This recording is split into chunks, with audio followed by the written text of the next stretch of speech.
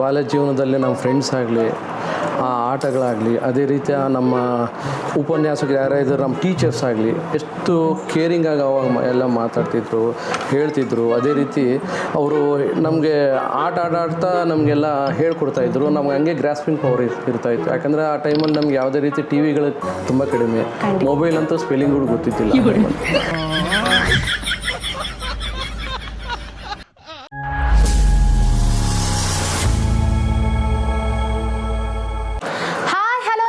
ವೀಕ್ಷಕರೇ, ನೀವು ನೋಡ್ತಾ ಇದ್ದೀರಾ ವಿಟಿವಿ ಬಳ್ಳಾರಿ. ನಾನು ನಿಮ್ಮ ಪವಿತ್ರ. ನಾನು ಆಲ್ರೆಡಿ ನಮ್ಮ ಜರ್ನಿ ಜಂಕ್ಷನಲ್ಲಿ ನಾನು ಆಲ್ರೆಡಿ ಕೂತಾಯಿತು. ನಮ್ಮ ಜೊತೆ ಒಬ್ಬ ವ್ಯಕ್ತಿ, ರಾಜಕಾರಣಿ ಅವರ ವ್ಯಕ್ತಿ ನಮ್ಮ ಜೊತೆ ಇದ್ದಾರೆ. ಆ ರಾಜಕಾರಣಿ ಯಾರು, ಅವರು ಅದರಲ್ಲಿ ಯಾವುದ್ರ ರಾಜಕಾರಣದಲ್ಲಿದ್ದಾರೆ ಅಂತ ಆ ವ್ಯಕ್ತಿ ಜೊತೆನೇ ನಾವು ತಿಳ್ಕೊತಾ ಹೋಗ್ತಾ ಅಂತ ಹೇಳ್ತಾ ಅವ್ರಿಗೆ ವೆಲ್ಕಮ್ ದ ಶೋ ಮಾಡೋಣ. ಸರ್ ನಮಸ್ಕಾರ. ಸರ್ ನಮಸ್ಕಾರ. ಸರ್ ನಿಮ್ಮ ಹೆಸರು? ಸರ್ ನಾನು ಬೋಯಪಾಟಿ ವಿಷ್ಣುವರ್ಧನ್ ಅವಳು. ನಾನು ಕಾಂಗ್ರೆಸ್ ಪಕ್ಷದಲ್ಲಿ ಕಾರ್ಯಾಧ್ಯಕ್ಷನಾಗಿ ಬಳ್ಳಾರಿ ನಗರ ಜಿಲ್ಲಾ ಕಾಂಗ್ರೆಸ್ ಸಮಿತಿಯಲ್ಲಿ ಸೇವೆ ಸಲ್ಲಿಸ್ತಾ ಇದ್ದೇನೆ. ಸರ್ ನಿಮ್ಮ ಬಾಲ್ಯದ ಬಗ್ಗೆ ಹೇಳಬೇಕು ಅಂದರೆ ಏನು ಹೇಳೋಕ್ಕೆ ಇಷ್ಟಪಡ್ತೀರಾ ಸರ್? ಬಾಲ್ಯದ ಬಗ್ಗೆ ಜೀವನ ಮತ್ತೆ ಬರಲ್ಲ ಮೇಡಮ್. ಖಂಡಿತ ಸರ್. ತುಂಬ ಖುಷಿಯಾಗುತ್ತೆ ಆ ಜೀವನದಲ್ಲಿ ಮತ್ತೆ ಹೋಗಬೇಕಂದ್ರೂ ಕೂಡ ತುಂಬ ಇಷ್ಟವಾಗುತ್ತೆ. ಆದರೂ ಕೂಡ ದೇವರು ಆ ವರ ಕೊಟ್ಟಿಲ್ಲ ನಮಗೆ. ಖಂಡಿತ.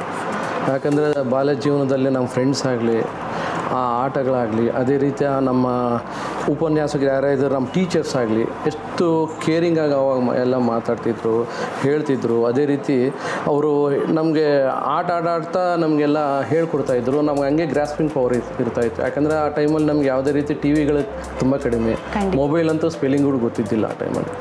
ಆ ಜೀವನ ಮತ್ತೆ ಮರಳಿ ಬರೋಕ್ಕಂತ ತುಂಬ ಕಷ್ಟ ಮೇಡಮ್. ಸರ್ ಏನು ಎಜುಕೇಷನ್ ಮಾಡಿದ್ದೀರಾ ಸರ್? ಮೇಡಮ್ ನಾನು BCom ಮತ್ತು MBA ಮಾಡಿದೆ. MBA ಮಾರ್ಕೆಟಿಂಗ್ ಮಾಡಿದ್ದೀನಿ. ಯಾಕೆ ಮುಂದೆ ಹೋಗಲಿಲ್ಲ, ಅಲ್ಲಿಗೆ ಸ್ಟಾಪ್ ಯಾಕೆ ಮಾಡಿದ್ರಿ ಸರ್? ಮೇಡಮ್ ಆದಮೇಲೆ ಸ್ವಲ್ಪ ದಿನ ಬೆಂಗಳೂರಿಗೆ ಹೋಗಿದ್ದೆ. Okay sir. 2001ರಲ್ಲಿ ನಾನು ಎಜುಕೇಷನ್ ಮುಗಿದಿದ್ದು 2000ರಲ್ಲಿ ಬೆಂಗಳೂರಿಗೆ ಹೋಗಿ ಉದ್ಯೋಗವನ್ನು ಸ್ವಲ್ಪ ಅನ್ವೇಷಣೆ ಇತ್ತು. Okay sir. ಒಂದು ಜಾಬ್ ಬಂತು ಮೇಡಮ್. ಅಲ್ಲಿ ಒಂದು 3-4 ಇಯರ್ಸ್ ಉದ್ಯೋಗ ಮಾಡಿದೆ. ಆದಮೇಲೆ ಬೆಂಗಳೂರಲ್ಲಿ ಆ ಟ್ರಾಫಿಕ್ಕು, ಆ ಪೊಲ್ಯೂಷನು, ಮತ್ತು ಅಲ್ಲಿ ಸರಿಯಾದ ಊಟದ ವ್ಯವಸ್ಥೆ ಇದ್ದಿಲ್ಲ. ನಾವೆಲ್ಲ PGಯಲ್ಲಿದ್ವಿ. ಅದಕ್ಕೆ ಕಾರಣಕ್ಕಾಗಿ ಮತ್ತೆ ಬಳ್ಳಾರಿಗೆ ಬಂದೆ ಮೇಡಮ್. ಬಳ್ಳಾರಿಯಲ್ಲಿ ಯಾವುದೋ ಒಂದು ಬಿಸ್ನೆಸ್ ಇಟ್ಕೊಂಡು ಮಾಡೋಣ ಅಂತೇಳಿ. ಸರ್ ರಾಜಕಾರಣಿ ಮುಂಚೆನೇ ಮದುವೆ ಆಗಿತ್ತಾ, ಆದರೆ ಆದಮೇಲೆ ಮದುವೆ ಆಗಿರೋದು ಸರ್ ನಿಮ್ಮ ಸಂಗತಿ? ಮೇಡಮ್ ನಾನು ಮದುವೆಗಿಂತ ಬಿಫೋರೇ ಬಂದಿದ್ದೀನಿ ರಾಜಕೀಯಕ್ಕೆ. ಹೌದಾ ಸರ್? ಹಾಂ ಮೇಡಮ್. ನಾನು ಮದುವೆ ಆಗಿದ್ದು 2009ರಲ್ಲಿ. ನಾನು ರಾಜಕೀಯದಲ್ಲಿ ಬಂದಿದ್ದು 2007-8ರಲ್ಲಿ. ಸರ್ ಕಾಂಗ್ರೆಸ್ ಅನ್ನೋ ಪಕ್ಷನ ಯಾಕೆ ಆಯ್ಕೆ ಮಾಡ್ಕೊಂಡ್ರೆ? ಹಲವಾರು ಪಕ್ಷಗಳು ಇದಾವಲ್ವ. ಅಂದರೆ ಕಾಂಗ್ರೆಸ್ ಪಕ್ಷ ನಾನು ಯಾಕೆ ಜಾಯ್ನ್ ಆಗಿದ್ದೀನಿ ಅಂದರೆ 2004ರಿಂದ ಬಳ್ಳಾರಿ ಜಿಲ್ಲೆಯಲ್ಲಿ ಮೈನ್ಸ್ ಸ್ಟಾರ್ಟ್ ಆಯಿತು. Okay sir. ಮೈನ್ಸ್ ಸ್ಟಾರ್ಟ್ ಆದಾಗ ನಾನು ಕಣ್ಣಾರೆ ನೋಡಿದ್ದೀನಿ. ಬಳ್ಳಾರಿ ಸಂಡೂರಿನಿಂದ, ಅದೇ ರೀತಿ ಓಬಳಾಪುರಮಿಂದ ಸುಮಾರು ಲಾರಿಗಳು ರಾತ್ರಿ ಎಲ್ಲ ಹೋಗ್ತಾಯಿತ್ತು ಮೈನ್ಸ್ ಎಲ್ಲ ತೊಗೊಂಡು. ಟನ್ನೇಜ್ ಜಾಸ್ತಿ ಹಾಕ್ಕೊಂಡು ಹೋಗೋದು, ರೋಡ್ ಎಲ್ಲ ದುರಸ್ತಿ, ಧೂಳು. ಆ ಟೈಮಲ್ಲಿ ಏನಾಯಿತು, ಒಂದಿನ ರಾತ್ರಿ ಮೇಡಮ್ 12-12:30 ಹಂಗೆ ಅಮ್ಮ ಮಗು, ಸಣ್ಣ ಮಗು ರೋಡ್ ದಾಟ್ತಾ ಇರುವಾಗ ಹಂಪ್ ಇದ್ದರೂ ಕೂಡ ಹಂಪನ್ನು 2 ವೀಲರ್ ಹೇಗೆ ಜಂಪ್ ಮಾಡ್ತಾರೆ ಅದೇ ರೀತಿ ಅಷ್ಟು ಟನ್ನೇಜ್ ಲಾರಿ ಜಂಪ್ ಮಾಡಿಕೊಂಡು ಅವ್ನು ಗುದ್ದು ಹೋಗಿಬಿಟ್ಟಿದೆ ಮೇಡಮ್. ಓ ಮೈ ಗಾಡ್. ಆಕ್ಸಿಡೆಂಟ್ ಆಗಿ ಅವರಿಬ್ಬರು ಸತ್ರು. ಆ ಥರ ಸುಮಾರು ಜನ ಸಾವನ್ನಪ್ಪಿದ್ದಾರೆ ಮೈನ್ಸಲ್ಲಿ. Okay sir. ಅದೇ ರೀತಿ ಆ ಮೈನ್ಸಿಂದ ಸುಮಾರು ಒಂದು ಬೆರಳಷ್ಟು ಎಣಿಕೆ ಏನು ಮಾಡ್ತೀವಲ್ಲ ಅಷ್ಟು ಜನ ಮಾತ್ರ ಲಾಭ ಪಡ್ಕೊಂಡಿದ್ದಾರೆ. ಮಿಕ್ಕಿದವರ ತುಂಬ ಅದರಲ್ಲಿ ನಷ್ಟವಾಗಿದ್ದಾರೆ ಮೇಡಮ್. ಅದರಿಂದ ಆಟೋಮೊಬೈಲ್ಸ್ ನಷ್ಟ ಆಯಿತು, ಮಿಕ್ಕಿದ ವ್ಯಾಪಾರಗಳಲ್ಲಿ ನಷ್ಟ ಆಯಿತು. ಅದರಿಂದ ಬದುಕಿದ್ದು ಓನ್ಲಿ ಮಾಫಿಯಾ, ಮೈನ್ಸ್ ಮಾಫಿಯಾ ಮತ್ತು ರಿಯಲ್ ಎಸ್ಟೇಟ್ ಮಾಫಿಯಾ. ಆ ದಿನಗಳಲ್ಲಿ ಮೇಡಮ್ ಬಳ್ಳಾರಿಯಲ್ಲಿ ತುಂಬ ಇವರೆಲ್ಲ ಬಿಹಾರವರೆಲ್ಲ ಬರೋಕ್ಕೆ ಸ್ಟಾರ್ಟ್ ಮಾಡಿದ್ರು. ಗನ್ನುಗಳೆಲ್ಲ ಇಟ್ಕೊಂಡು ಅಲ್ಲಿ ಗುಡ್ಡದ ಹತ್ರ ಇರೋದು. ಎಂಥ ಅನಾಹುತ ಆಯ್ತು ಅಂದರೆ ಮೇಡಮ್ ಬಳ್ಳಾರಿ ಮತ್ತೊಂದು ಬಿಹಾರ ಆಗುತ್ತಾ ಅನ್ನೋ ಭಯದಲ್ಲಿದ್ವಿ ನಾವು. ಅದೇ ಟೈಮ್ ಯೋಚನೆ ಬಂತು ಮೇಡಮ್. ಕರೆಕ್ಟ್ 2008ರಲ್ಲಿ ಬಳ್ಳಾರಿಯಲ್ಲಿ DOD ಒಂದು ನಾಯಕ ಯಾರು ಅಂತ ಹೇಳಿ ನಮ್ಮ ಕಾಂಗ್ರೆಸ್ ಪಕ್ಷದಲ್ಲೇ ಹುಡುಕ್ತಾಯಿದ್ರು. ಆ ಟೈಮಲ್ಲಿ ಅನಿಲ್ ಲಾಡ್ ಅವರು ಬಂದರು 2008ರಲ್ಲಿ. Okay sir. ಅವರು ಬಂದ ಮೇಲೆ ನಮಗೂ ತುಂಬ ಧೈರ್ಯ ಬಂತು. ಯಾಕಂದರೆ ಮೇಡಮ್ ಈಗ ಜನಾರ್ದನ್ ರೆಡ್ಡಿ ಅವ್ರನ್ನ ಅದರ ಎದುರಿಗೆ ನಿಂತು ನಾವು ಗೆಲ್ಲಿಬೇಕಂದ್ರೆ ಫಸ್ಟು ದುಡ್ಡು ಬೇಕು. ಖಂಡಿತ ಸರ್. ಖರ್ಚು ಮಾಡಬೇಕು. ಅಂದರೆ ದುಡ್ಡು ಅವ್ರಿಗೆ ಹಂಚೋದಲ್ಲ ಮೇಡಮ್, ಅಟ್ಲೀಸ್ಟ್ ಪಾರ್ಟಿಗೆ ಉಳಿವಿಗಾಗಿ ಅವ್ರು ಹಂಚಬೇಕು. ಅದನ್ನು ಖರ್ಚು ಮಾಡೋ ಲೀಡ್ರ್ ಯಾರಿದ್ದಾರೆ ಅಂದರೆ ಅನಿಲ್ ಲಾಡ್ ಅವರು ಬಂದರು. ಅನಿಲ್ ಲಾಡ್ ಅವರು ಬಂದಾಗ ಅವಾಗ ನಾನು ಜಸ್ಟ್ ಈಗ ಬೂತ್ ಲೀಡ್ರಾಗಿ ಕಾಂಗ್ರೆಸ್ ಪಕ್ಷದಲ್ಲಿ ಜಾಯ್ನ್ ಆದೆ. Okay sir. ನನ್ನ ಬಳ್ಳಾರಿ ಶಾಂತಿನಗರ ಬೂತ್ ಇದೆ ಮೇಡಮ್. ಶಾಂತಿನಗರ ಬೂತಲ್ಲಿ ಒಬ್ಬ ಬೂತ್ ಲೀಡರ್, ಕಾಂಗ್ರೆಸ್ ಪಕ್ಷದ ಒಂದು ಬೂತ್ ಲೀಡ್ರಾಗಿ ನಾನು ಜಾಯ್ನ್ ಆಗಿದೆ ಮೇಡಮ್. ಅವತ್ತಿಂದ ಇವತ್ತಿನವರೆಗೆ ನನ್ನ ಸಂಘಟನೆ, ಅದೇ ರೀತಿ ನಮ್ಮ ಕಾಂಗ್ರೆಸ್ ಪಕ್ಷ ಸೇವೆ ಬರ್ತಾಯಿದೆ ಮೇಡಮ್. ಇಷ್ಟು ಈ ಸ್ಟೇಜ್ವರೆಗೆ ನೀವು ಬಂದಿದ್ದೀರಲ್ಲ ಸರ್, ಕೈ ಘಟನೆಗಳು ನೆನಪು ಮಾಡ್ಕೊಳಂಗಿದ್ರೆ ಯಾವ್ದು ನೆನಪಾಗುತ್ತೆ ಸರ್ ಪಟ್ ಅಂತ ನಿಮಗೆ? ಕಹಿ ಅಂದರೆ ಮೇಡಮ್ 2009ರಲ್ಲಿ ಸೆಪ್ಟೆಂಬರ್ ತುಂಬ ಮಳೆ ಬರ್ತಾಯಿತ್ತು. ಇದ್ದಕ್ಕಿದ್ದಂಗೆ ಟಿ ವಿ ಆನ್ ಮಾಡಿದ ತಕ್ಷಣ ರಾಜಶೇಖರ್ ರೆಡ್ಡಿ ಅವರು, ಆವಾಗ ಅಂದಿನ ಮುಖ್ಯಮಂತ್ರಿ, ಆಂಧ್ರ ಪ್ರದೇಶ ಮುಖ್ಯಮಂತ್ರಿ, ಅಖಂಡ ಆಂಧ್ರ ಪ್ರದೇಶ, ಅವತ್ತು ತೆಲಂಗಾಣ ಇದ್ದಿಲ್ಲ, ಅಖಂಡ ಆಂಧ್ರ ಪ್ರದೇಶ ಮುಖ್ಯಮಂತ್ರಿ ವೈಎಸ್ ರಾಜಶೇಖರ ರೆಡ್ಡಿ ಅವರು ಕಾಣೆಯಾಗಿದ್ದಾರೆ ಅಂತ ಸ್ಕ್ರೋಲಿಂಗ್ ಬ್ರೇಕಿಂಗ್ ನ್ಯೂಸ್ ಬರ್ತಾಯಿತ್ತು. ಇದೇನಪ್ಪ ಅಂತ ಒಂದು ಹಾಫ್ ಆನ್ ಅವರ್ 1 ಅವರ್ ಆಯಿತು. ಇದಕ್ಕಿದ್ದಾಗ ಕಾಂಗ್ರೆಸ್ ಪಕ್ಷದ ಎಲ್ಲ ಹಿರಿಯರೆಲ್ಲ ಸೇರಿಕೊಂಡು ಮೀಟಿಂಗ್ ಮಾಡ್ತಾ ಇದ್ದಾರೆ. ನಮಗೇನಾಯ್ತು, ಏನಾಯಿತು ಅಂತ ಹೇಳಿದ್ರೆ ಹೆಲಿಕಾಪ್ಟರ್ ಎಲ್ಲ ಅದು ಮಾಯವಾಗಿತ್ತು, ಅಂದರೆ ಸಿಗ್ನಲ್ಸ್ ದೊರಕಿಲ್ಲ, ಎಲ್ಲೋ ಅದೃಶ್ಯ ಆಗಿದೆ. ಅಯ್ಯಪ್ಪ ಇದೇನಪ್ಪ ಹಿಂಗಾಯ್ತು ಅಂತ ಹೇಳಿದ್ರೆ ಲಾಸ್ಟ್ ಒಂದು 3 ಅವರ್ಸ್ ಆಯ್ತು ಮೇಡಮ್. 3 ಅವರ್ಸ್ ಎಲ್ಲ ಹುಡುಕ್ತಾಯಿದ್ರು, ಅವು ಸಿಗ್ನಲ್ ಸಿಕ್ಕಿಲ್ಲ, ಇವ್ರು ಹುಡ್ಕೋಕ್ಕೂ ತುಂಬ ಕಷ್ಟ ಆಯಿತು. ನೆಕ್ಸ್ಟ್ ಡೇ ಬೆಳಗ್ಗೆ ಅವರು ಹೆಲಿಕಾಪ್ಟರ್ ಆಕ್ಸಿಡೆಂಟಲ್ಲಿ ಡೆತ್ ಆಗಿದ್ದಾರೆ ಅಂತ ಹೇಳಿ ತಿಳಿತು ಮೇಡಮ್. ತುಂಬ ನೋವಾಯ್ತು, ಯಾಕಂದರೆ ಒಬ್ಬ ಡೈನಮಿಕ್ ಲೀಡ್ರು ಅವರು. ಹೌದು ಸರ್. ನಮ್ಮ ಕಾಂಗ್ರೆಸ್ ಪಕ್ಷದಲ್ಲಿ, ಎಸ್ಪೆಷಲಿ ನಮ್ಮ ದಕ್ಷಿಣ ಭಾರತ ದೇಶದಲ್ಲಿ ಒಬ್ಬ ಡೈನಾಮಿಕ್ ಲೀಡರ್ ಅಂದರೆ ವೈಎಸ್ ರಾಜಶೇಖರ ರೆಡ್ಡಿ ಅವರು. ಅಂಥ ಲೀಡರ್ ನಾವು ಕಳ್ಕೊಂಡಿವಿ ಅಂತ ತುಂಬ ದುಃಖ ಆಯಿತು. ಆ ನೋವು ಇವತ್ತಿಗೂ ಮೇಡಮ್ ಒಂದೊಂದು ಸಾರಿ ಏನಾದರೂ ನಾವು ನೆನೆಸ್ಕೊಂಡ್ರೆ ತುಂಬ ದುಃಖ ಆಗುತ್ತೆ. ಇಂಥ ಡೈನಾಮಿಕ್ ಲೀಡರ್, ಇಂಥ ಅನಾಹುತ ಆಯ್ತಲ್ಲ ಇಂಥವ್ರಿಗೆ. ಯಾಕಂದರೆ ನಮ್ಮ ಕಾಂಗ್ರೆಸ್ ಪಕ್ಷದಲ್ಲಿ ನಾವು ಕಾಂಗ್ರೆಸ್ ಪಕ್ಷವನ್ನು ಒಂದೇ ಕೈಯಿಂದ ಬೆಳೆಸಿದವರು ಅವರು. ಸುಮಾರು 42 MP ಗಳಲ್ಲಿ 33 MP ಕೊಟ್ಟು ಒಂದು ಮಂತ್ರಿ ಪದವಿ ಕೂಡ ತೊಗೊಂಡಿಲ್ಲ ಆಂಧ್ರ ಪ್ರದೇಶಕ್ಕೆ ಅವರು. ಯಾವ MP ನಮಗೆ ಮಂತ್ರಿ ಪದವಿ ಬೇಡ, ನಮಗೇನು ಆಂಧ್ರ ಪ್ರದೇಶ ಅಭಿವೃದ್ಧಿಗೋಸ್ಕರ ಮಾತ್ರ ಕೊಡ್ರಿ ಅಂತ ಹೇಳ್ತಾ ಇದ್ದಾರೆ. ಅಂದರೆ ನಾನು ಆಂಧ್ರ ಪ್ರದೇಶ ಬಗ್ಗೆ ಮಾತಾಡ್ತಾ ಇಲ್ಲ. ನಮ್ಮ ಡೈನಾಮಿಕ್ ಲೀಡರ್ ಒಬ್ಬ ಕಾಂಗ್ರೆಸ್ ಪಕ್ಷದ ಮುಖ್ಯಮಂತ್ರಿ ಒಂದು ಸಾವನ್ನಪ್ಪಿದ್ದಾರೆ ಆ ದುರ್ಘಟನೆಯಿಂದ. ಇವತ್ತಿಗೂ ನಾನು ತುಂಬ ದುಃಖ ಆಗುತ್ತೆ ಮೇಡಮ್. ಸರ್, ಈ ರಾಜಕಾರಣವರೆಗೆ ನೀವು ಬರೋಕ್ಕೆ ಯಾರು ಪುಷ್ ಮಾಡಿದ್ರಿ ಸರ್? ಯಾರು ಪುಷ್ ಅಂದರೆ ಫಸ್ಟ್ ಸ್ವಇಚ್ಛೆಯಿಂದ ಬಂದೆ ಮೇಡಮ್. ಖಂಡಿತ ಸರ್. ನಂತರ 2010ರಲ್ಲಿ ಜುಲೈ ಆಗಸ್ಟಲ್ಲಿ ನಮ್ಮೆಲ್ಲರ ನಾಯಕರು ಸಿದ್ದರಾಮಯ್ಯ ಅವರು ನಮ್ಮ ಗಣಿಧನಗಳ ವಿರುದ್ಧ ಪಾದಯಾತ್ರೆ ಮಾಡಿದ್ರು. 320 ಕಿಲೋಮೀಟ್ರ್ ಪಾದಯಾತ್ರೆ ಮಾಡಿದ್ರು. ಅದರಲ್ಲಿ ಭಾಗಿಯಾಗಿದ್ದೆ. ನಾನು ಅಂದ್ಕೊಂಡಿದ್ದೆ ಮೇಡಮ್ 2010ರಲ್ಲಿ, ಯಾಕಂದರೆ ಎಲ್ಲ ಘಟಾನುಘಟಿಗಳೆಲ್ಲ ಸ್ಟೇಜಲ್ಲಿ ಇದ್ದರು. ನಮ್ಮ ಮುಳ್ಳೂರು ದಿವಾಕರ್ ಬಾಬು ಆಗಿರ್ಬೋದು, ಅದೇ ರೀತಿ ನಮ್ಮ ಬಳ್ಳಾರಿಯ ನಮ್ಮ ಇವಾಗ ಬುಡ ಅಧ್ಯಕ್ಷರು JS ಆಂಜನೇಯ ಅವರಿರ್ಬೋದು, ಎಲ್ಲರೂ ಅಲ್ಲಿ ನಿಂತು ನಾವು ನೋಡ್ತಾ ಇದ್ವಿ. ಅಲ್ಲಿ ನಾನು ಒಂದಿನ ಕೂತ್ಕೋಬೇಕು ಅವ್ರ ಜೊತೆ, ಅಂಥ ಲೀಡರ್ಸ್ ಜೊತೆ ನಾನು ಕೆಲಸ ಮಾಡಬೇಕು ಅಂತ ತುಂಬ ಮನಸ್ಸಲ್ಲಿತ್ತು ಮೇಡಮ್. ನಂತರ ಆ ಪಾದಯಾತ್ರೆ ಆಯಿತು ಮೇಡಮ್. ಒಳ್ಳೆ ಜನರಲ್ಗೂ ಒಳ್ಳೆಯ ಸ್ಪಂದನೆ ಬಂತು. ನಂತರ ನಾವು 2013ರಲ್ಲಿ ಒಂದು ದೊಡ್ಡ ಏನು 123 ಸೀಟ್ಸ್ ಬಂತು ನಮಗೆ. ಏಕಾಏಕಿ 123 ಸೀಟಿಂದ ನಮ್ಮ ಸಿದ್ದರಾಮಯ್ಯ ಸರ್ ಮುಖ್ಯಮಂತ್ರಿ ಆದರು. ಅದೇ ವರ್ಷದಲ್ಲಿ 2013ರಲ್ಲಿ ನಮ್ಮ ಸಿದ್ದರಾಮಯ್ಯ ಸಾರು 122 ಸೀಟಿಂದ ಗೆದ್ದು ಮುಖ್ಯಮಂತ್ರಿ ಆದರು. ಅದೇ ವರ್ಷ ಕಾಂಗ್ರೆಸ್ ಪಕ್ಷದಲ್ಲಿ ಇಲ್ಲಿ ಬಳ್ಳಾರಿ ಮಹಾನಗರ ಪಾಲಿಕೆಗೆ ಒಂದು ಎಲೆಕ್ಷನ್ ನಡೀತೀವಿ ಮೇಡಮ್. ಆ ಎಲೆಕ್ಷನಲ್ಲಿ ನಾನು ತುಂಬ ಟ್ರೈ ಮಾಡಿದೆ ಮೇಡಮ್. ನಮ್ಮ ಆವಾಗ 34ನೇ ವಾರ್ಡ್ ಇತ್ತು ನಮ್ಮದು ವಿದ್ಯಾನಗರ. ಅಲ್ಲಿ ಟ್ರೈ ಮಾಡಿದೆ, ಅಲ್ಲಿ ಸೀಟ್ ಬಂದಿದ್ದಿಲ್ಲ. ನಮ್ಮ ಇವರು ವೆಂಕಟರಮಣನ ಸಪೋರ್ಟ್ ಮಾಡಿದೆ, ಅವ್ರು ಗೆದ್ದರು ಮತ್ತು ಮೇಯರು ಆದರು. ನಂತರ ಮೊನ್ನೆ ಎಲೆಕ್ಷನ್ 2021ರಲ್ಲಿ ಕಾರ್ಪೊರೇಷನ್ ಬಂತು ಮೇಡಮ್. ಆಗ ಜನರಲ್ ಮಹಿಳೆ ಬಂತು. ಜನರಲ್ ಬಂದಿದ್ದರೆ ನನಗೆ ಬರ್ತಾಯಿತ್ತು ಟಿಕೆಟಿಂದ, ಮತ್ತು ಜನರಲ್ ಮಹಿಳೆ ಬಂದಿದ್ದ ತಕ್ಷಣ ನಮ್ಮ ರಾಜೇಶ್ವರಿಗೆ ಅವರಿಗೆ ನಾವು ಸಪೋರ್ಟ್ ಮಾಡಿ ಅವ್ರನ್ನ ಗೆಲ್ಲಿಸಿದ್ವಿ. ಅವರು ಮೇಯರ್ ಆದರು ಮೇಡಮ್.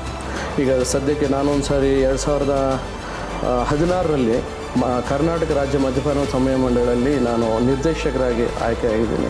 ಅಂದರೆ ಡ್ರಗ್ ಅಡಿಕ್ಷನ್ ಮಾಡಿ, ಡ್ರಗ್ಸ್ ಯುವ ಪೀಳಿಗೆ ಡ್ರಗ್ಸ್ ಎಲ್ಲ ತೊಗೊತಾ ಇದ್ದಾರೆ. ಅದನ್ನು ಹೇಗೆ ಅವರು ಡಿ ಅಡಿಕ್ಷನ್ ಸೆಂಟ್ರಿಗೆ ಹೋಗಿ ಅವ್ರು ಮತ್ತೆ ಮನುಷ್ಯರಾಗಿ ಹೇಗೆ ಬದುಕಬೇಕು ಅನ್ನೋ ಒಂದು ಮದ್ಯಪಾನ ಸಂಬಂಧ ಅದರಲ್ಲಿ ನಾನು ನಿರ್ದೇಶಕರಾಗಿ ಕೆಲಸ ಮಾಡಿದ್ದೀನಿ. ಅದೇ ರೀತಿ ಬಳ್ಳಾರಿ ಜಿಲ್ಲಾ ಪ್ರಚಾರ ಸಮಿತಿಯಲ್ಲಿ ಕೂಡ ನಾನು ಬಳ್ಳಾರಿ ನಗರಕ್ಕೆ ಅಧ್ಯಕ್ಷನಾಗಿ ಕೆಲಸ ಮಾಡಿದ್ದೀನಿ. ಟಾಸ್ಕ್ ಫೋರ್ಸಲ್ಲಿ ಕೆಲಸ ಮಾಡಿದ್ದೀನಿ. ಅದೇ ರೀತಿ ನಮ್ಮ ಮೊನ್ನೆ ಕರೋನಾ ಬಂತಲ್ಲ ನೋಡಿ 2020-21ರಲ್ಲಿ ಸುಮಾರು ಒಂದು 40 ದಿವಸ ನನ್ನ ಸ್ವಂತ ದುಡ್ಡಿನಿಂದಲೇ ನಾನು ಪ್ರತಿದಿನ ವಿಮ್ಸ್ ಆಸ್ಪತ್ರೆಯಲ್ಲಿ ರೋಗಿಗಳಿಗೂ ಮತ್ತು ಅವರ ಹತ್ರ ಇರೋ ಅಟೆಂಡರ್ಗಳಿಗೆಲ್ಲ ಪ್ರತಿದಿನ 300 ಜನಕ್ಕೆ ನಾನು ಅನ್ನದಾನ ಮಾಡಿದ್ದೆ. ಈ ಥರ ಎಲ್ಲ ನಾನು ಸೇವೆ ಮಾಡ್ತಾ ಸಂಘಟನೆ ಮಾಡ್ಕೊತ ಬಂದಿದ್ದೇನೆ ನಾನು. ಹೌದು ಸರ್, ನನಗೆ ಎಷ್ಟೋ ಸಲ ನಾವು ವಿದ್ಯಾನಗರ ಸೈಡ್ ಹೋಗ್ಬೇಕಂದಾಗ ನಮಗೆ ಬರೋದೇ ಫಸ್ಟ್ ನೀವೇ ನೆನಪಾಗೋದು ವಿಷ್ಣುವರ್ಧನ್ ಸರ್ ಅನ್ನೋದು. ಯಾಕಂದರೆ ಯಾವುದೇ ಒಂದು ದೇವಸ್ಥಾನ ಪೂಜೆ ಆಗಿರಲಿ ಇನ್ನೊಂದಾಗಿರಲಿ ಪಟ್ಟಂತ ವೇದಿಕೆಯಲ್ಲಿ ನೀವು ಇದ್ದೇ ಇರ್ತೀರ ಸರ್, ಅದನ್ನು ಕೇಳ್ಪಟ್ವಿ. ಭಕ್ತಿ ಅನ್ನೋದು ಅಷ್ಟು ನಿಮ್ಮಲ್ಲಿದೆ, ಅದು ಹೇಗೆ ಹುಟ್ಟಿತು ಸರ್ ನಿಮಗೆ? ಮೇಡಮ್ ಅಲ್ಲಿ ದೇವಸ್ಥಾನ ಇದೆ, ಆಂಜನೇಯ ಸ್ವಾಮಿ ದೇವಸ್ಥಾನ. ಹೌದು ಸರ್. ಆಂಜನೇಯ ಸ್ವಾಮಿ ದೇವಸ್ಥಾನ ನಮ್ಮ ಮನೆ ದೇವರು. Okay sir. ನಮ್ಮ ಮನೆ ದೇವರು 2012ರಲ್ಲಿ ಅವಾಗ ದಿವಂಗತ ವೆಂಕಟಸ್ವಾಮಿ ಸಾವ್ರವರು ಅವರ ಒಂದು ಸಾನ್ನಿಧ್ಯದಲ್ಲಿ ದೇವಸ್ಥಾನ ಕಟ್ಟಿದ್ವಿ ಮೇಡಮ್. ಆ ದೇವಸ್ಥಾನ 2012ರಿಂದ ಇವತ್ತಿನವರೆಗೆ ನಾವು ಪ್ರತಿದಿನ ಪೂಜೆಗಳಾಗಲಿ, ಹಬ್ಬಗಳಾಗಲಿ, ಗಣಪತಿ ಹಬ್ಬ, ಶ್ರೀರಾಮನವಮಿ, ಅದೇ ರೀತಿ ದೇವಿ ನವರಾತ್ರಿಗಳು, ಈ ಥರ ತುಂಬ ಅಖಂಡವಾಗಿ ಚೆನ್ನಾಗಿ ತುಂಬ ವಿಜೃಂಭಣೆಯನ್ನು ಮಾಡ್ತಾಯಿದ್ದೀವಿ. ಅದೇ ರೀತಿ ಸುಮಾರು 6,000 ಜನಕ್ಕೆ ಅವತ್ತಿನ ದಿನ ಅನ್ನದಾನ ಇರುತ್ತೆ. ಈ ಥರ ಮತ್ತು ಅದೇ ರೀತಿ 7.5 ವರ್ಷದಿಂದ ನಾವು ವಿಮ್ಸ್ ಆಸ್ಪತ್ರೆ ರೋಗಿಗಳು ಎಲ್ರಿಗೂ ಪ್ರತಿದಿನ 300 ಜನಕ್ಕೆ ಅನ್ನದಾನ ಮಾಡ್ತಾಯಿದ್ದೀವಿ. ಒಂದು ಖುಷಿ ಆಗುತ್ತೆ ಮೇಡಮ್, ಯಾಕಂದರೆ ನಾವು ಜನರ ಕೆಲಸ ಮಾಡಿದ್ರೆ ದೇವ್ರಿಗೆ ಹತ್ತಿರ ಆಗ್ತಾ ಇರ್ತೀವಿ. ಪ್ರತಿದಿನ ದೇವರಿಗೆ ಪೂಜೆ ಮಾಡೋದ್ರಿಂದ, ದೇವರ ಮಂತ್ರಗಳು ಹೇಳೋದ್ರಿಂದ ನಾವು ದೇವರಿಗೆ ಹತ್ತಿರ ಆಗಲ್ಲ. ಮಾನವ ಸೇವೆ ಮಾಧವ ಸೇವೆ ಅಂತ ಹೇಳ್ತಾರೆ. ಜನಸೇವೆ ಜನಾರ್ದನ ಸೇವೆ. ನಾವು ಎಷ್ಟು ಜನಕ್ಕೆ ಸೇವೆ ಮಾಡ್ತೀವೋ ಅಷ್ಟು ದೇವರಿಗೆ ಹತ್ತಿರ ಆಗ್ತೀವಿ. ಆ ನಾನು ನೋಡಿನ ಇವತ್ತಿನ ನಾನು ನಂಬ್ತೀನಿ. ಅದಕ್ಕಾಗಿ ನಾನು ಆದಷ್ಟು ನಾನು ಹೆಲ್ಪ್ ಮಾಡ್ತಾ ಇರ್ತೀನಿ ನಮ್ಮ ಜನಕ್ಕೆ. ಸರ್, ಈ ಟೈಮಲ್ಲಿ ನಾನು ನಿಮ್ಮ ಕಾಲೇಜ್ ಲೈಫಲ್ಲಿ ಹೋದಾಗ ಯಾರಿಗಾದ್ರೂ ಲವ್ ಲೆಟರ್ ಏನಾದರೂ ಹಾಕಿದ್ರಾ ಸರ್? ಇಲ್ಲ ಮೇಡಮ್, ಅಷ್ಟು ಅವೇರ್ನೆಸ್ ಇದ್ದಿಲ್ಲ. ಲವ್ ಲೆಟ್ರ್ ಅವೆಲ್ಲ ಅವೇರ್ನೆಸ್ ಇದ್ದಿಲ್ಲ. ಆಗ ಅದು ಏನು ಓದಾಯಿತು, ಸಿನಿಮಾ ಅಂದ್ರೂ ಕೂಡ ಬೈಬಿಡ್ತಿದ್ವಿ ಮೇಡಮ್ ಆ ಟೈಮಲ್ಲಿ. ಸಿನಿಮಾ ಹೋದರೆ ಮನೇಲಿ ಏನು ಬೈತಾರೋ, ಇಲ್ಲಾಂದರೆ ನಾವು ನಮ್ಮ ಫ್ರೆಂಡ್ಸ್ ನೋಡಿ ಮತ್ತು ನಮ್ಮ ಲೆಕ್ಚರರಿಗೆ ಹೇಳ್ತಾರೋ, ಇವರೆಲ್ಲ ಸಿನಿಮಾ ನೋಡ್ತಾ ಇರೋದಾರೆ, ಕ್ಲಾಸೆಲ್ಲ ಬಂಕ್ ಹೊಡೆದು ಅಂತ ಹೇಳಿ. ಬಟ್ ಇಷ್ಟ ಇತ್ತು, ಮಾಡೋಕೆ ಅವಕಾಶ ಇದ್ದಿಲ್ಲ, ದುಡ್ಡು ಇದ್ದಿಲ್ಲ ಮೇಡಮ್. ತುಂಬ ಅವಾಗ ದುಡ್ಡು ತುಂಬ ವ್ಯಾಲ್ಯೂ ಇತ್ತು ಮೇಡಮ್. ಇವಾಗ ದುಡ್ಡಿಗೆ ವ್ಯಾಲ್ಯೂ ಇಲ್ಲ. ಅವಾಗ ₹1 ₹2 ಅಂದರೂ ಕೂಡ ಅಷ್ಟು ವ್ಯಾಲ್ಯೂ ಇತ್ತು. ಆ ದಿನಗಳಲ್ಲಿ ತುಂಬ ಎಂಜಾಯ್ ಮಾಡಿದ್ದೀವಿ. ಕಾಲಿಗೆ ಹೋಗ್ತಾಯಿದ್ವಿ, ಈಜಾಡ್ತಾ ಇದ್ವಿ. ಅದೇ ರೀತಿ ನಮ್ಗೆ ಅವಾಗ ಪೋಲ್ಟ್ರಿ ಫಾರ್ಮ್ ಇತ್ತು. Okay sir. ಪೋಲ್ಟ್ರಿ ಫಾರ್ಮಲ್ಲಿ ಎಲ್ಲ ಕೋಳಿ ಎಲ್ಲ ತತ್ತಿಗಳಿರುತ್ತಲ್ಲ, ಮನೇಲಿ ಗೊತ್ತಿಲ್ದಂಗೆ ನಾವೊಂದು 30 ಎಗ್ಸ್ ಒಂದು ಟ್ರೇ ನಮ್ಮ ಬ್ಯಾಗಲ್ಲಿ ಇಟ್ಕೊಂಡು ಹೋಗಿ ನಮ್ಮ ಫ್ರೆಂಡ್ಸ್ಗೆಲ್ಲ ಕೊಟ್ಟು ಅಲ್ಲಿ ಕಾಲುವೆ ಹತ್ರ ಎಲ್ಲ ಅಲ್ಲೇ ಮಜಾ ಮಾಡ್ತಿದ್ವಿ ತಿಂದು. ಅದು ದೊಡ್ಡ ಇದು ಮೇಡಮ್. ಹೌದು ಸರ್. ಆ ಥರ ಮನೇಲಿ ಅದೊಂದು ಕಳ್ತನ ಮಾಡಿದ್ದು ಒಂದು ಸಾರಿ.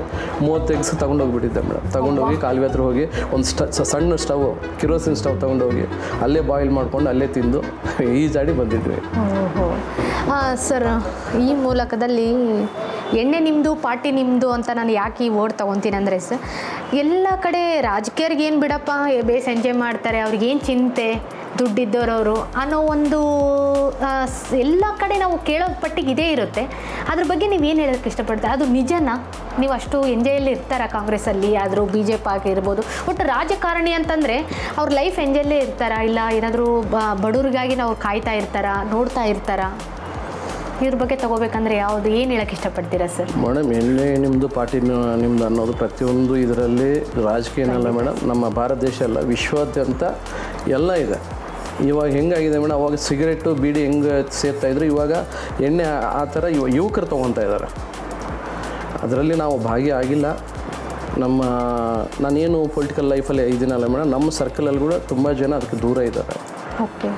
ಬೇರೆಯವರು ಇರ್ತಾರೆ ಮೇಡಮ್, ನನ್ನ ಸರ್ಕಲ್ ಹೇಳ್ತಾ ಇದ್ದೀವಿ. ನಾವು ತುಂಬ ದೂರ ಇದ್ದೇವೆ ಮೇಡಮ್. ಯಾಕಂದರೆ ಮೇಡಮ್, ನಾವು ಒಬ್ರಿಗೆ ಹೇಳುವಾಗ ನಾವು ಮಾದರಿಯಾಗಿರ್ಬೇಕು ಮೇಡಮ್. ಖಂಡಿತ ಸರ್. ಪ್ರತಿದಿನ ನಾವೇ ಕುಡಿತಾ, ಪ್ರತಿದಿನ ನಾವೇ ಕೆಟ್ಟ ಚಟಗಳಿಂದ ಹೋಗಿ ಮತ್ತೆ ಬೆಳಗ್ಗೆ ಹೋಗಿ ಪಂಚಾಯತಿ ಮಾಡೋದಂದ್ರೆ ಯಾರು ಕೇಳಲ್ಲ ಮೇಡಮ್. ಹೌದು, ಖಂಡಿತ ಸರ್. ಇದು ನಾವು ಒಬ್ಬ ಮಾದರಿಯಾಗಿ ನಿಂತು ಇದ್ದು ನಾಳೆ ಬೆಳಗ್ಗೆ ಹೇಳಿದ್ರೆ ಹೌದು ವಿಷ್ಣು ಹೇಳಿದ್ದು ಕರೆಕ್ಟಪ್ಪ, ಆ ಹುಡುಗ ಹಂಗೆ ಇದ್ದಾನೆ, ಹಂಗೆ ಹೇಳ್ತಾನೆ ಅನ್ನೋ ಮಟ್ಟದಲ್ಲಿ ನಾವು ಬೆಳಿಬೇಕು ಮೇಡಮ್. ಸರ್, ಇವಾಗ ನೀವು ಕಾಂಗ್ರೆಸ್ಸಲ್ಲಿ ಇರೋದಕ್ಕೋಸ್ಕರ ಇವ್ರಿಗೆ ಬಡ ಮಕ್ಕಳಿಗೆ ಆಗಿರ್ಬೋದು, ಸಾರ್ವಜನಿಕರಿಗೆ ಮುಂದೆ ಬರುವಂಥ ದಿನದಲ್ಲಿ ಏನು ತೊಗೊಂಬರ್ಬೇಕು ಅಂತ ಅಂದ್ಕೊಂಡಿದ್ದೀರಾ ಸರ್? ಮೇಡಮ್, ನನಗೆ ತುಂಬ ಇಷ್ಟವಾದದ್ದು ಮೇಡಮ್, ಪ್ರತಿಯೊಬ್ಬರಿಗೆ ಉಚಿತ ವಿದ್ಯೆ, ಉಚಿತ ವೈದ್ಯ ಬರಬೇಕು ಮೇಡಮ್. ಯಾಕಂದರೆ ಮೇಡಮ್, ನಾವೆಲ್ಲ ನೋಡಿದ್ವಿ, ಎಲ್ಲ ಸಂಕ್ಷೇಮ, ಎಲ್ಲ ಇವಾಗ ಏನು ಯೋಜನೆಗಳು, ಅದೇ ರೀತಿ ಇವಾಗ ಏನು ಬರ್ತದೆ ಎಲ್ಲ ಚೆನ್ನಾಗಿದೆ ಮೇಡಮ್. ನಂತರ ನಮ್ಗೆ ಬೇಕಾಗಿರೋದು ವಿದ್ಯೆ ಬೇಕು ಮೇಡಮ್. ತುಂಬ ಜನ ಬಡ ಮಕ್ಕಳು ಮೇಡಮ್ ಗೌರ್ಮೆಂಟ್ ಸ್ಕೂಲ್ಸಲ್ಲಿ ಓದ್ತಾರೆ, 4th 5th ಸ್ಟ್ಯಾಂಡರ್ಡೆಲ್ಲ ಬಿಡಿಸ್ಬಿಡ್ತಾ ಇದ್ದಾರೆ ಮೇಡಮ್. ಮತ್ತು ಅವ್ರು ಕೆಲಸಕ್ಕೆ ಕಳಿಸ್ತಾ ಇದ್ದಾರೆ, ಅವ್ರಿಗೆ ಕಂಟಿನ್ಯೂಟಿ ಬರ್ತಾ ಇಲ್ಲ. ಪ್ರತಿಯೊಬ್ಬರು ಎಷ್ಟು ಜನ ಅಬ್ದುಲ್ ಕಲಾಂಗಳು, ಎಷ್ಟು ಜನ ಐನ್ಸ್ಟೀನ್ ಅವರು, ನಾವು ಎಷ್ಟು ಜನ ಕಳ್ಕೊಂಡಿದ್ದೀವಿ. ನಾವು ಉಚಿತ ವಿದ್ಯೆ ಹಾಗೂ ವೈದ್ಯ ಕೊಟ್ಟರೆ ಇಂಥವರೆಲ್ಲ ಮತ್ತೆ ಹೊರಗೆ ಬರ್ತಾರೆ ಮೇಡಮ್. ಎಷ್ಟು ಜನ ಸಚಿನ್ ತೆಂಡೂಲ್ಕರ್ ಇದ್ದಾರೆ ಗೊತ್ತಿಲ್ಲ, ಎಷ್ಟು ಜನ ರಾಜೀವ್ ಗಾಂಧಿ ಅಂತವ್ರು ಹುಟ್ಟಿದ್ದಾರೆ ಗೊತ್ತಿಲ್ಲ, ಎಷ್ಟು ಜನ ವಾಜಪೇಯಿ ಅಂತವ್ರು ಇದ್ದಾರೆ ಗೊತ್ತಿಲ್ಲ. ಈ ವಿದ್ಯೆಯಿಂದ ಅವ್ರಿಗೆ ದುಡ್ಡು ಇಲ್ಲದ ಕಾರಣ ಇವತ್ತಿನ ದಿನ ಹೋಗ್ತಾ ಇದ್ದಾರೆ ಮೇಡಮ್. ಅದಕ್ಕಾಗಿ ನನ್ನ ಏಮ್ ಏನಂದ್ರೆ ನಾನೇನಾದರೂ ಮುಂದಿನ ಬೆಳೆದ್ರೆ ರಾಜಕೀಯವಾಗಿ ಫಸ್ಟ್ ನಾನು ಕೊಡೋದು ಉಚಿತ ವಿದ್ಯೆ ಹಾಗೂ ವೈದ್ಯ ಮೇಡಮ್. ಇದು ನಾಗೇಂದ್ರಣ್ಣವ್ರಿಗೆ ನೀವೇನು ಹೇಳಿದಿರಲ್ಲ, ನಾಗೇಂದ್ರಣ್ಣವ್ರಿಗೆ SIT ಸ್ಪೆಷಲ್ ಇನ್ವೆಸ್ಟಿಗೇಷನ್ ಟೀಮ್ ಏನಿದೆ ಅವರೆಲ್ಲರೂ ಇದ್ರ ಬಗ್ಗೆ ಎಲ್ಲನೂ ಅವರು ಇನ್ವೆಸ್ಟಿಗೇಷನ್ ಮಾಡಿ ಕ್ಲೀನ್ ಚಿಟ್ ಕೊಟ್ಟಿದ್ದಾರೆ. ಓಹೋ, ಕ್ಲೀನ್ ಚಿಟ್ ಕೊಟ್ಟು ಅದರ ಆಧಾರದ ಮೇಲೆ ಅವ್ರಿಗೆ ಮತ್ತೆ ಇನ್ನೊಂದು ಸಾರಿ ಮಂತ್ರಿ ಪದವಿ ದಕ್ಕಿದೆ ಮೇಡಮ್. ಯಾಕಂದರೆ ಒಂದು ಬಲವಾದ ನಾಯಕ ನಮ್ಮ ಎಸ್ಪೆಷಲಿ ಈಗ ಹೊಸ ಜಿಲ್ಲೆ ಏನಿದೆ ಬಳ್ಳಾರಿ ಜಿಲ್ಲೆ, ಅದರಲ್ಲೂ ಒಬ್ಬ ಬಲವಾದ ನಾಯಕ ಮೇಡಮ್. ಅವರು ಒಂದು ಕ್ರೌಡ್ ಪುಲ್ಲಿಂಗ್ ಲೀಡರ್ ಅಂತಾರೆ. ಒಬ್ಬ ಲೀಡ್ರ್ ಬಂದರೆ ಮೇಡಮ್ ಸುಮಾರು ಒಂದು 20ರಿಂದ 50 ಕಾರ್ ಬರುತ್ತೆ, ಸುಮಾರು ಒಂದು 500ರಿಂದ 1000 ಜನ ಬರ್ತಾರೆ. ಅವ್ರು ಯಾರನ್ನೂ ಕರೆಯಲ್ಲ, ಅವ್ರು ಬರ್ತಾಯಿದ್ರೆ ಗೊತ್ತಾದರೆ ಬರ್ತಾರೆ. ಅಂಥ ನಿಜವಾದ ಬಲವಾದ ನಾಯಕ ನಮ್ಮ ನಾಗೇಂದ್ರಣ್ಣ. ಅಂಥವ್ರು ಕೊಡಲೇಬೇಕು ಮೇಡಮ್. ಕಾಂಗ್ರೆಸ್ ಪಕ್ಷ ಗೆಲ್ಲಬೇಕು, ಕಾಂಗ್ರೆಸ್ ಪಕ್ಷ ದೃಢವಾಗಿರಬೇಕು, ಅದೇ ರೀತಿ ಬಡವರಿಗೆ ಬಗ್ಗರಿಗೆಲ್ಲ ಸಹಾಯ ಮಾಡಬೇಕು, ನಮ್ಮ ಬಳ್ಳಾರಿ ಜಿಲ್ಲೆ ಅಭಿವೃದ್ಧಿ ಆಗಬೇಕು, ಅಂಥ ಜನನಾಯಕ ಬೇಕು. ಅದಕ್ಕಾಗಿ ಕೊಟ್ಟಿದ್ದಾರೆ, ತಪ್ಪೇನಿಲ್ಲ. ಸರ್, ಇವಾಗ ಕಾಣ್ ಬರ್ತಾ ಇರೋದು ನಮ್ಮ ಬಳ್ಳಾರಿ ಆಗಿರ್ಬೋದು, ಎಲ್ಲ ಕಡೆ ಒಂದು ಡ್ರಗ್ಸ್ ಅನ್ನೋದು ವೆರಿ ಬ್ಯಾಡ್ ಆಗಿ ಕಾಣ್ತಾ ಇದೆ. ಅದ್ರ ಬಗ್ಗೆ ಏನು ಹೇಳಕ್ಕೆ ಇಷ್ಟಪಡ್ತೀರಾ ಸರ್ ನೀವು? ಯುವ ಪೀಳಿಗೆ ಹೌದು ಮೇಡಮ್, ನೀವು ಹೇಳೋದು ಕರೆಕ್ಟು, ನಿಜವಾಗ್ಲೂ ಒಳ್ಳೆ ಕ್ವೆಶನ್ ಇದು. ಈಗ ಯುವ ಪೀಳಿಗೆ ಡ್ರಗ್ಸ್ ಅದು ಒಂದು ಮಾದಕ ದ್ರವ್ಯ ಅದ್ರ ಮೇಲೆ ಯಾಕೆ ಹೋಗ್ತಾ ಇದ್ದಾರೆ ಅಂದ್ರೆ ಅವ್ರಿಗೆ ಇರೋ ಟೆನ್ಷನ್ನು, ನನ್ನ ಅನಿಸಿಕೆ ಮೇಡಮ್. ಅವರು ಪ್ರೆಷರು, ಎಜುಕೇಷನ್ ಇರೋ ಪ್ರೆಷರು, ಪ್ರತಿಯೊಬ್ಬರಿಗೂ ಪ್ರೆಷರ್ ಇರುತ್ತೆ ಮೇಡಮ್. ಆ ಟೆನ್ಷನ್ ತಾಡಲಾರದೆ ಈ ಥರ ಈಸಿ ವೇಗ ಹೋಗ್ತಾ ಇದ್ದಾರೆ. ಸರ್, ಇಷ್ಟು ಬರೀ ನಾವು ಮಾತಾಡಿದ್ದು ಜಸ್ಟ್ ಕಾಂಗ್ರೆಸ್ ಪಕ್ಷದಲ್ಲಿ ಇರುವಂಥ ಮಾಹಿತಿನೇ ನಮ್ಮಲ್ಲಿ ನೀವು ಕೊಟ್ರಿ. ಅದರಲ್ಲಿ ಒಂದೇ ಇರೋಕ್ಕೆ ಆಸೆ ಪಡ್ತೀರಾ? ಸರ್ಕಾರಕ್ಕೆ ಬರಬೇಕನ್ನೋದು ನಿಮ್ಮ ಇನ್ನೂ ಆಲೋಚನೆ ಇದೆನಾ ಸರ್? ಇರುತ್ತೆ ಮೇಡಮ್. ಆ್ಯಕ್ಚುಲಿ ಪಕ್ಷದಲ್ಲಿ ನಾವು ಕಾಂಗ್ರೆಸ್ ಪಕ್ಷದಲ್ಲಿ ಕಷ್ಟ ಬೀಳೋದು ಅದಕ್ಕೋಸ್ಕರ. ಹೌದು ಸರ್. ನಾವು ಒಂದು ಲೀಡ್ರ್ ಆಗಬೇಕು. ಲೀಡ್ರ್ ಆಗಬೇಕಂದ್ರೆ ಸರ್ಕಾರದಲ್ಲಿ ಭಾಗಿಯಾಗಬೇಕು. ಒಂದು ಕಾರ್ಪೊರೇಟರ್ ಆದರೆ ಆಗಬೇಕು, MLA ಆದರೆ ಆಗಬೇಕು, ಇಲ್ಲಾಂದರೆ ಚೇರ್ಮನ್, ಬಿಡೋ ಚೇರ್ಮನ್ ಆಗ್ಬೋದು, ಅದೇ ರೀತಿ ಸ್ಟೇಟ್ ಬೋರ್ಡ್ ಚೇರ್ಮನ್ ಆಗಿರ್ಬೋದು, ಅದೇ ರೀತಿ APMC ಚೇರ್ಮನ್ ಆಗಿರ್ಬೋದು. ಎಲ್ಲರ ನಾಯಕರ, ಎಲ್ಲ ಕಾರ್ಯಕರ್ತರ ಒಂದು ಕನಸು ಮೇಡಮ್ ಅದು. ಖಂಡಿತ ಸರ್. ಇದು ನಾಳೆ ಮುಂದಿನ ದಿನಗಳಲ್ಲಿ ನಮ್ಮ DK ಶಿವಕುಮಾರ್ ಸರ್ ಇವಾಗೇನು ಅವರು ಮುಖ್ಯಮಂತ್ರಿ ಆಗಿದ್ದಾರೆ, ಈಗ ನಮ್ಮ BK ಹರಿಪ್ರಸಾದ್ ನಮ್ಮ KPCC ಅಧ್ಯಕ್ಷರಾಗಿದ್ದಾರೆ. ಅವರು ಹೇಳಿದ್ದಾರೆ ಮೇಡಮ್, ಈ ದಿನ ನಾವೇನು ಈಗ ನಾವು ನಾಮಿನೇಟೆಡ್ ಪದವಿ ಕೊಡ್ತೀವಲ್ಲ, ಪ್ರತಿಯೊಬ್ಬರಿಗೂ ನಾವು ಹಾರ್ಡ್ ವರ್ಕರ್ಸ್ ಮಾತ್ರ, ಪಕ್ಷದ ಕಾಂಗ್ರೆಸ್ ಪಕ್ಷದ ಕಟ್ಟಾಳುಗಳು ಮಾತ್ರ ನಾವು ಅವ್ರನ್ನ ಕುಂದಿರಿಸ್ತೀವಿ, ಅಂಥ ವರ್ಕರ್ಸ್ ಮಾತ್ರ ನಾವು ಆದ್ಯತೆ ಮೇರೆಗೆ ಅವ್ರು ಕೊಡ್ತೀವಿ ಅಂತ ಹೇಳಿದ್ದಾರೆ. ನಮಗೆ ತುಂಬ ಭರವಸೆ ಇದೆ. ಈ ತಿಂಗಳು ಇಲ್ಲಾಂದರೆ ಬರೋ ತಿಂಗಳಲ್ಲಿ, ಮುಂದಿನ ದಿನಗಳಲ್ಲಿ ನನಗೆ ಒಳ್ಳೆ ಚೇರ್ಮನ್ ಪೊಸಿಷನ್ ಬರುತ್ತೆ ಅಂಥೇಳಿ ನನಗೆ ಒಂದು. ಯಾವುದ್ರ ಮೇಲೆ ಆಸೆ ಇದೆ ಸರ್ ಜಾಸ್ತಿ ನಿಮಗೆ? ಸಾರ್ವಜನಿಕ ಅಂದಮೇಲೆ ಒಂದು ಸ್ಟೇಜಲ್ಲಿ ನಾವು ಬಂದಿದ್ದೀವಿ ಅಂತ ಅಂದಮೇಲೆ ನಾವು ಸೇವೆ ಮಾಡೋದ್ರಲ್ಲೇ ನೀವು ಬರಬೇಕಾಗುತ್ತೆ. ಸೇವೆ ಅಷ್ಟಿರಬೇಕಾದ್ರೆ ನೀವು ಯಾವ ಪೋಸ್ಟ್ಗೆ ಆಯ್ಕೆ ಮಾಡ್ಕೊತಿದ್ದೀರಾ ಸರ್? ಯಾವುದೇ ಒಂದು ಸ್ಟೇಟ್ ಬೋರ್ಡ್ ಚೇರ್ಮನ್ ಮೇಡಮ್, ನಿಗಮ ಮಂಡಳಿ ಚೇರ್ಮನ್ ಕೇಳ್ತಾ ಇದ್ದೀನಿ, ಎನಿ ಬೋರ್ಡ್ ಚೇರ್ಮನ್. ಯಾಕಂದರೆ ಸುಮಾರು 18 ವರ್ಷ ದುಡಿದಿದ್ದೀನಿ. ಹೌದು ಸರ್. ಯಾವುದೇ ಲಾಭಾಪೇಕ್ಷೆಯಿಂದ ಇವತ್ತಿನ ದಿನ ಯಾವುದೇ ದುಡ್ಡು ಆಸೆ ಪಟ್ಟು ಬಂದಿಲ್ಲ ನಾನು. ನಮ್ಮ ಪಕ್ಷ ಗೆಲ್ಲಬೇಕು, ನಮ್ಮ ಪಕ್ಷದಿಂದ ಆ ಪಕ್ಷದಲ್ಲಿ ನಾನು ಇರಬೇಕು, ಆ ಅಭಿವೃದ್ಧಿಯಲ್ಲಿ ನಾನು ಭಾಗಿಯಾಗಬೇಕಂತೇಳಿ ಇಷ್ಟು ದಿನ ನಾನು ಕಷ್ಟಪಟ್ಟಿದ್ದೀನಿ. ಇವತ್ತಿನ ದಿನ ನಮ್ಮ ಕನಸಿನ, ನಮ್ಮ ಕಾಂಗ್ರೆಸ್ ಪಕ್ಷದ ನನ್ನ ದೇವರು DK ಶಿವಕುಮಾರ್ ಸರ್ ಅವರು ಮುಖ್ಯಮಂತ್ರಿ ಆಗಿದ್ದಾರೆ. ಅದೇ ರೀತಿ ಕಾಂಗ್ರೆಸ್ ಪಕ್ಷದ ಕಟ್ಟಾಳು ಇನ್ನೋರ್ವ ಮಾಜಿ ಕೇಂದ್ರ ಮಂತ್ರಿ, ಅದೇ ರೀತಿ ಇವಾಗ MLC ಆಗಿರೋ ನಮ್ಮ BK ಹರಿಪ್ರಸಾದ್ ಅವರು KPCC ಅಧ್ಯಕ್ಷರಾಗಿದ್ದಾರೆ. ನಾವು ತುಂಬ ಭರವಸೆ ಇದೆ ಮೇಡಮ್. ಇವತ್ತಿನ ದಿನ ಕಾಂಗ್ರೆಸ್ ಪಕ್ಷದ ಕಟ್ಟಾಳು ಯಾರು ಕೆಲಸ ಮಾಡಿದ್ದಾರೆ ಅಂಥವ್ರಿಗೆ ಮಾತ್ರ ಈ ಸಾರಿ ನಾಮಿನೇಟ್ ಪದವಿ ಕೊಡ್ತಾರೆ ಅಂತ ಹೇಳಿ ನಾನು ತುಂಬ 100ಕ್ಕೆ 100 ನನಗೆ ಒಂದು ಭರವಸೆ. ಒಂದು ಪಕ್ಷವನ್ನೊಂದು ಆಯ್ಕೆ ಬಿಟ್ಟರೆ ಮುಂದಿನ ನನ್ನ ಲೈಫ್ ಈ ಥರ ಇರಬೇಕು ಅನ್ನೋದು ಎಲ್ಲ ಪ್ರತಿಯೊಬ್ಬ ವ್ಯಕ್ತಿ ಆಗಿರ್ಬೋದು ಒಂದು ಡ್ರೀಮ್ ಇದ್ದೇ ಇರುತ್ತೆ ಸರ್. ಆ ಡ್ರೀಮ್ ಏನಿದೆ ಸರ್ ನಿಮ್ಮಲ್ಲಿ? ಆ ಡ್ರೀಮ್ ಏನಂದ್ರೆ ಮೇಡಮ್, ಮುಖ್ಯವಾಗಿ ಬಡ ಜನರಿಗೆ ನಾನು ಈಗ ಹೇಳಿದೆ ಮೇಡಮ್, ಉಚಿತ ವಿದ್ಯೆ ಹಾಗೂ ವೈದ್ಯ ಕೊಡಬೇಕು. ಅದು ನನ್ನ ಕೈಯಿಂದನೇ ಆಗಬೇಕಂತ ಒಂದು ಕನಸು ಮೇಡಮ್. ಆ ಮಟ್ಟದಲ್ಲಿ ನಾನು ಬೆಳಿಬೇಕು, ಆ ಮಟ್ಟದಲ್ಲಿ ಅಧಿಕಾರ ತಗೊಂಡು ಬಡ ಜನರಿಗೆ, ಕರ್ನಾಟಕ ರಾಜ್ಯಾದ್ಯಂತ ಬಡ ಜನರಿಗೆ ನಾನು ಒಂದು ಉಚಿತ ವೈದ್ಯ ಮತ್ತು ವಿದ್ಯೆ ಕೊಡಬೇಕನ್ನೋದು, ನನ್ನ ಕೈಯಿಂದ ಕೊಡಬೇಕನ್ನೋದು ಒಂದು ಕನಸು ಮೇಡಮ್. ನಮ್ಮ ಆರಾಧ್ಯ ದೈವ ಆಂಜನೇಯ ಸ್ವಾಮಿ ಯಾವಾಗ ವರ ಕೊಡ್ತಾನೋ, ಯಾವಾಗ ಫಲ ಕೊಡ್ತಾನೋ, ಅದಕ್ಕೋಸ್ಕರ ನಾನು ಪ್ರತಿದಿನ ಕನಸು ಕಾಣ್ತಾ ಇದ್ದೀನಿ ಮೇಡಮ್. ಪ್ರತಿದಿನ ನೋಡ್ತಾ ಇದ್ದೀನಿ. ಆ ದೈವ ಯಾವಾಗ ಕೊಡ್ತಾನೋ ಅಂತ ನನಗೆ ಗೊತ್ತಿಲ್ಲ, ಬಟ್ ಕೊಡ್ತಾನೆ. ಒಂದಿನ 100% ನಾನು ಬೆಳಿತೀನಿ. ನಮ್ಮ ರಾಜ್ಯದ ಜನತೆಗೆ, ಬಡವರಿಗೆಲ್ಲ ಎಲ್ಲರಿಗೂ ನಾನು ಉಚಿತವಾಗಿ ಉಚಿತ ವೈದ್ಯ ಮತ್ತು ಅದೇ ರೀತಿ ವಿದ್ಯೆ ಕೊಡ್ತೀನಿ ಅಂತ ಹೇಳಿ ಭರವಸೆ ಇದೆ ಸರ್. ಇಲ್ಲಿವರೆಗೆ ನೀವು ಬಂದಿದ್ದೀರಾ ಅಂದರೆ ಅದಕ್ಕೆ ಇಲ್ಲಿವರೆಗೆ ಬರೋ ಕಾರಣನೇ ಮೇನ್ ಅಪ್ಪ ಅಮ್ಮ ಆಗಿರ್ತಾರೆ. ಅವ್ರಿಗೆ ಏನು ಆಸೆ ಇತ್ತು ಸರ್? ನೀವು ರಾಜಕೀಯ ಬರೋದು ನನ್ನ ದೊಡ್ಡ ಖುಷಿ ಆಗಿತ್ತಾ, ಇಲ್ಲ ನನ್ನ ಮಗ ದೊಡ್ಡ ಓದಿ ಒಂದು ಕೋಟ್ ಹಾಕೊಂಡು ಒಂದು ಜಾಬಲ್ಲಿ ಹೋಗ್ಬೇಕು ಅನ್ನೋದೊಂದು ಆಸೆ ಇತ್ತು? ಏನಿತ್ತು ಸರ್ ತಂದೆ ತಾಯಿ ಆಸೆ? ನಿಜವಾಗ್ಲೂ ಹೇಳ್ಬೇಕಂದ್ರೆ ಇವತ್ತಿಗೂ ಸಣ್ಣವನಿಂದ ಇವತ್ತಿಗೂ ನಮ್ಮ ಅಪ್ಪ ಅಮ್ಮ ಈ ದಾರಿಯಲ್ಲಿ ನಡಿ, ಇದೇ ಓದು, ಈ ಸಬ್ಜೆಕ್ಟ್ ತಗೋ, ಈ ಜಾಬ್ ಮಾಡು, ಈ IAS ಆಗು, IPS ಆಗು, ಗೌರ್ಮೆಂಟ್ ಉದ್ಯೋಗ ಮಾಡು, ಇಲ್ಲಾಂದ್ರೆ ಪ್ರೈವೇಟ್ ಉದ್ಯೋಗ ಮಾಡು, ಬಿಸ್ನೆಸ್ ಮಾಡಂತ ಇವತ್ತಿಗೂ ಹೇಳಿಲ್ಲ ಮೇಡಮ್. ನಾನು 10th ಆದಮೇಲೆ ನೀನು ಸೈನ್ಸ್ ತೊಗೊತೀಯ ಕಾಮರ್ಸ್ ತೊಗೊತೀಯ ಅಂತ ಕೂಡ ಹೇಳಿಲ್ಲ ಅವರು. ನಾನೇ ಚೂಸ್ ಮಾಡ್ಕೊಂಡು ಕಾಮರ್ಸ್ ತೊಗೊಂಡೆ. ಮತ್ತು BCom ಆದಮೇಲೆ ನೀನು MBA ತೊಗೊತೀಯ ಜಾಬ್ ಮಾಡ್ತೀಯ ಅಂತ ಕೂಡ ಕೇಳಿದ್ದಿಲ್ಲ ಅವರು. ನಾನೇ MBA ತೊಗೊಂಡೆ. ಎಲ್ಲ ಸ್ವಇಚ್ಛೆಯಿಂದ ಬಂದಿದ್ದೀನಿ ಮೇಡಮ್, ಎಲ್ಲ ಸ್ವಇಚ್ಛೆಯಿಂದ ಮಾಡ್ತಾಯಿದ್ದೀನಿ. ಪ್ರತಿಯೊಂದು ನಾನೇನು ಡಿಸಿಷನ್ ತೊಗೊತೀನಿ ಅದರ ಹಿಂದೆ ನಮ್ಮ ಅಪ್ಪ, ನಮ್ಮ ಅಮ್ಮ, ನಮ್ಮ ಅಣ್ಣವರು, ಅದೇ ರೀತಿ ನಮ್ಮ ಮಿಸ್ಸಸ್ ಪ್ರತಿಯೊಬ್ಬರು ನಮ್ಮ ಹಿಂದೆ ಇದ್ದಾರೆ. ಯಾಕಂದರೆ ಮೇಡಮ್ ನಾನು ತಪ್ಪು ಮಾಡಲ್ಲ. ಖಂಡಿತ ಸರ್. ನಾನು ದುಡ್ಡಿಗೋಸ್ಕರ ಹೋಗಲ್ಲ, ದುಡ್ಡಿನ ಹಿಂದೆ ಬೀಳಲ್ಲ. ನನ್ನ ಕಷ್ಟ ನಂಬ್ತೀನಿ, ನನ್ನ ಕಷ್ಟನೇ ಯಾವಾಗಲೂ ನನಗೆ ಫಲ ಕೊಡುತ್ತೆ ಅನ್ನೋ ಒಂದು ಧೈರ್ಯದಿಂದ ಮುಂದೆ ಹೋಗ್ತೀನಿ. ಆ ನಂಬಿಕೆ ನಮ್ಮ ಕುಟುಂಬ ಸದಸ್ಯರಿಗಿದೆ ನನ್ನ ಮೇಲೆ. ಕ್ವಶನ್ನು, ನಮ್ಮ ಬಳ್ಳಾರಿಯಲ್ಲಿ ನಾಗೇಂದ್ರ ಸರ್ ಅಂದರೆ ಇಷ್ಟನಾ, ಭರತ್ ರೆಡ್ಡಿ ಸರ್ ಅಂದರೆ ಇಷ್ಟನಾ? ಮೇಡಮ್, ನಾಗೇಂದ್ರ ಸರು ಒಬ್ಬ ಅನುಭವಿ. ನಾಗೇಂದ್ರ ಸರು ಬಳ್ಳಾರಿಗೆ ಬಂದರೆ ಒಬ್ಬ ಕ್ರೌಡ್ ಪೂಲಿಂಗ್ ಲೀಡರು. ನಮ್ಮ ಭರತ್ ರೆಡ್ಡಿ ಅವರು ಯೂತ್ ಐಕಾನ್. ಸಣ್ಣ ವಯಸ್ಸಲ್ಲೇ ಸುಮಾರು 38,000 ಮತಗಳಿಂದ ಗೆದ್ದಿದ್ದಾರೆ. ಕಾಂಗ್ರೆಸ್ ಚರಿತ್ರೆಯಲ್ಲಿ ಅಷ್ಟು ಮತಗಳ ಅಂತರದಿಂದ ಯಾರೂ ಗೆದ್ದಿಲ್ಲ ಕಾಂಗ್ರೆಸ್ ಮೇಲೆಗಳು. Not only Congress, any party 38,000 ಮತಗಳಿಂದ ಗೆದ್ದು ಇವತ್ತು ಚರಿತ್ರೆಯನ್ನು ಬರೆದಿದ್ದಾರೆ. ನಮಗಿಬ್ಬರು ಇಷ್ಟ. ಇಬ್ಬರು ಒಳ್ಳೆ ರೀತಿಯಲ್ಲಿ ಬಳ್ಳಾರಿನ ತಗೊಂಡು ಹೋಗ್ತಾ ಇದ್ದಾರೆ. ಕಾಂಗ್ರೆಸ್ ಪಕ್ಷವನ್ನು ಕೂಡ ಅಭಿವೃದ್ಧಿ ಪಥದಲ್ಲಿ ತೊಗೊಂಡು ಹೋಗ್ತಾ ಇದ್ದಾರೆ. ಮುಂಬರುವ ದಿನಗಳಲ್ಲಿ ಕೂಡ ಇಬ್ಬರು ಗೆಲ್ತಾರೆ. ಮತ್ತು ಕಾಂಗ್ರೆಸ್ ಪಕ್ಷ 2028ರಲ್ಲಿ DK ಶಿವಕುಮಾರ್ ಸರ್ ಮತ್ತೊಂದು ಸಾರಿ ಅವರು ಮುಖ್ಯಮಂತ್ರಿ ಆಗ್ತಾರೆ. 2029ರಲ್ಲೂ ಕೂಡ ನಮ್ಮ ಯೂತ್ ಐಕಾನ್ ನಾವೇನಂತ ಇದ್ದೇವೆ ಕಾಂಗ್ರೆಸ್ ಪಕ್ಷದ ನಮ್ಮ ವರಿಷ್ಠರು ರಾಹುಲ್ ಗಾಂಧಿಯವರು ಮತ್ತೆ ಪ್ರಧಾನಮಂತ್ರಿಯಾಗಿ ಪಟ್ಟಕ್ಕೆ ಏರ್ತಾರೆ. ಒಟ್ಟಿನಲ್ಲಿ ಇಬ್ಬರು ಅಂತ ಮಾಹಿತಿ ಕೊಡ್ತಾ ಇದ್ದೀರಾ? ಇಬ್ಬರು ಮೇಡಮ್, ಇಬ್ಬರು ಬೇಕು. ಯಾಕಂದರೆ ಮೇಡಮ್ ಜನಗಳೇ ನಿರ್ಧಾರ ಮಾಡಿದ್ದಾರೆ. ಖಂಡಿತ ಸರ್. ಜನರು ಸುಮ್ಮನೆ ನಿರ್ಧಾರ ಮಾಡಲ್ಲ ಮೇಡಮ್. ಜನ ನಿರ್ಧಾರ ಮಾಡಿದ ಮೇಲೆ ಒಳ್ಳೆಯವರೇ ಬರ್ತಾರೆ. ಅದಕ್ಕಾಗಿ ಒಳ್ಳೆಯವರು ಆಯ್ಕೆ ಆಗಿದ್ದಾರೆ. ನಾಗೇಂದ್ರ ಅವರು, ಭರತ್ ಅವರು ಇಬ್ಬರು ಕಾಂಗ್ರೆಸ್ ಪಕ್ಷಕ್ಕೆ 2 ಕಣ್ಣುಗಳಿದ್ದಂಗೆ. ಅದಕ್ಕಾಗಿ ಇಬ್ಬರನ್ನೂ ಲೈಕ್ ಮಾಡ್ತೀನಿ. ಇಬ್ಬರು ಮುಂಬರುವ ದಿನಗಳಲ್ಲಿ ಬಳ್ಳಾರಿ ಜಿಲ್ಲೆಯನ್ನು ಅಭಿವೃದ್ಧಿ ಪಥದಲ್ಲಿ ತೊಗೊಂಡು ಹೋಗ್ತಾರೆ ಅಂತ ಹೇಳಿ ನಾನು 100ಕ್ಕೆ 100 ಒಂದು ಧೈರ್ಯದಿಂದ ಹೇಳ್ತಾ ಇದ್ದೀನಿ.